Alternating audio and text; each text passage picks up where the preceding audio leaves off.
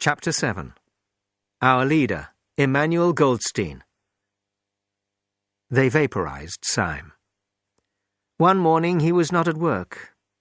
A few careless people talked about his absence. On the next day, nobody talked about him. His name disappeared from lists and newspapers. He did not exist. He had never existed. Parsons was helping to organize Hate Week. He was completely happy, running around, painting posters, singing the new hate song, smelling even more strongly of sweat in the hot weather.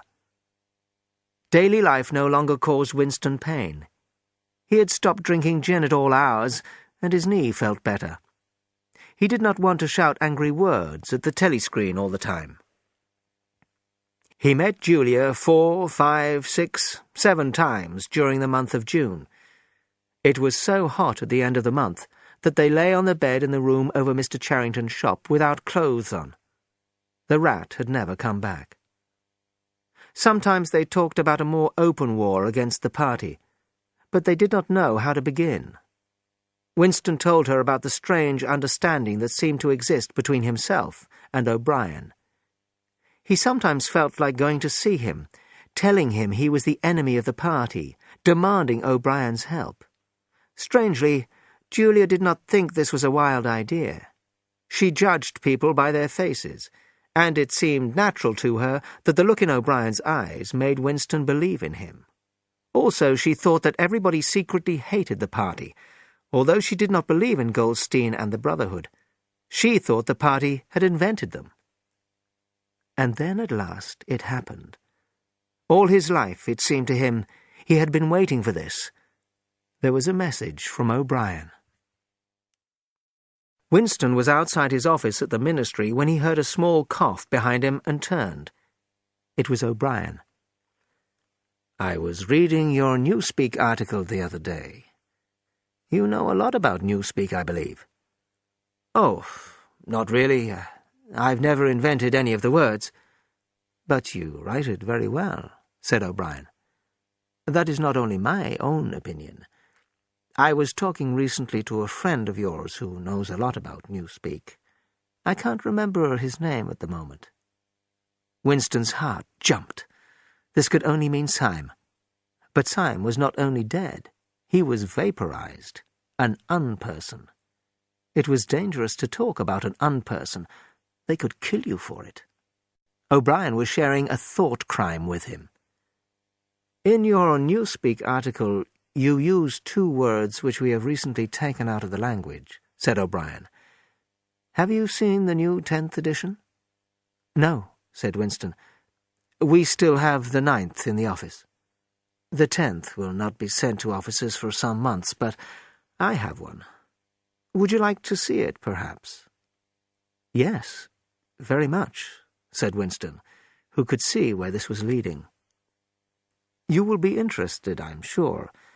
You will like the smaller number of verbs. Shall I send someone to you with the dictionary? But I always forget that kind of thing. Perhaps you could collect it from my flat at a convenient time. Wait, let me give you my address."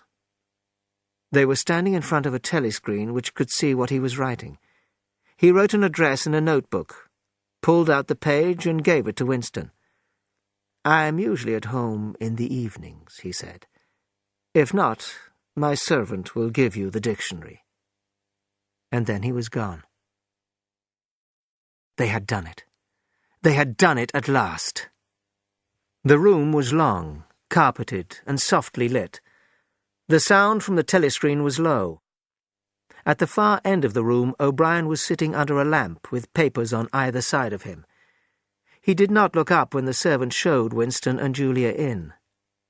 Winston's heart was beating fast. It was dangerous to arrive with Julia, although they had met only outside O'Brien's flat. And although O'Brien had invited him, he was still afraid of the black-uniformed guards in this enormous building with its strange smells of good food and tobacco. But the guards had not ordered him out. O'Brien continued to work and did not look pleased at the visit.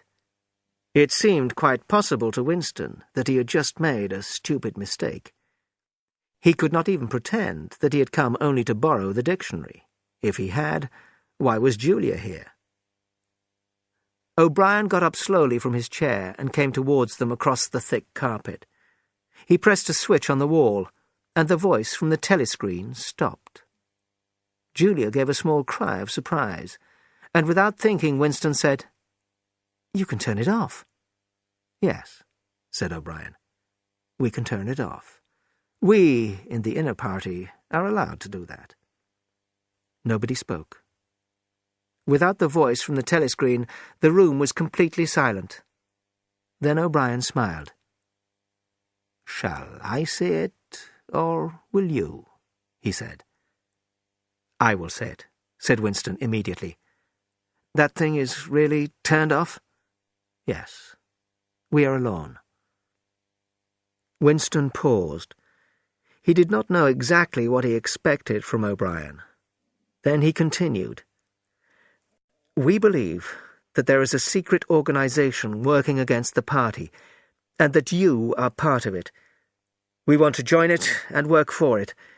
We are enemies of the party. We are lovers, and we are thought criminals. And now we are in your power." O'Brien took a bottle and filled 3 glasses with dark red liquid. It reminded Winston of something he had seen a long time ago. Julia picked up her glass and smelled the liquid with great interest. "It is called wine," said O'Brien with a small smile. "Not much of it gets to ordinary party members, I'm afraid." His face became serious again, and he lifted his glass. "To our leader," he said. "To Emmanuel Goldstein." Winston lifted his glass, wide-eyed.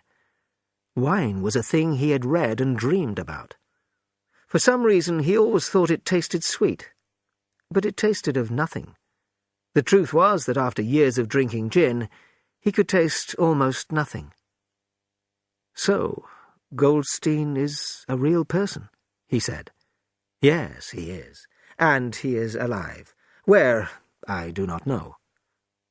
"And the Brotherhood is real too? It was not invented by the Thought Police?" "No, it is real. But you will never learn much more about the Brotherhood than that." He looked at his watch. "It is unwise even for me to turn the telescreen off for more than half an hour. It was a mistake for both of you to arrive here together, and you, comrade," he looked at Julia, "will have to leave first. We have about 20 minutes. Now, what are you prepared to do?" "Anything that we can," said Winston. O'Brien had turned himself a little in his chair, so that he was looking at Winston. He seemed to think that Winston could answer for Julia. "You are willing to give your lives?" "Yes." "You are willing to murder another person?" "Yes." "You are willing to cause the death of hundreds of innocent people?" "Yes." "If, for example, it would help us to blind a child and destroy its face, would you do that?" "Yes." "Are you willing to kill yourselves if we order you to do so?" "Yes." "You are willing, the two of you, to separate and never see each other again?" "No!" shouted Julia.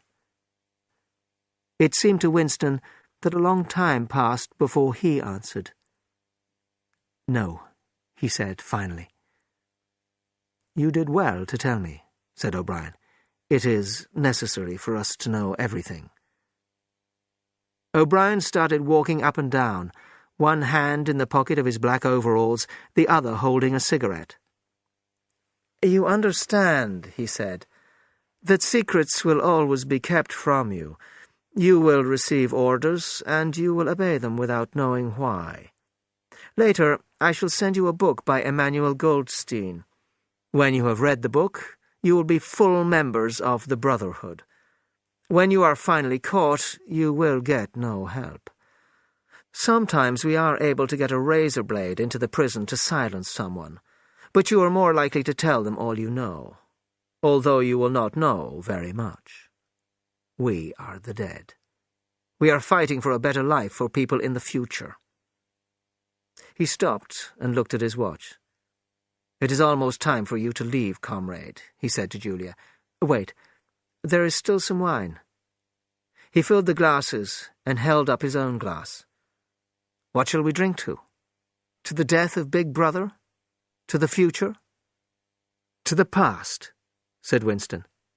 "Yes, the past is more important," said O'Brien seriously. They finished the wine, and a moment later Julia stood up to go. When she had left, Winston stood up, and he and O'Brien shook hands. At the door he looked back, but O'Brien was already at his desk, doing his important work for the party.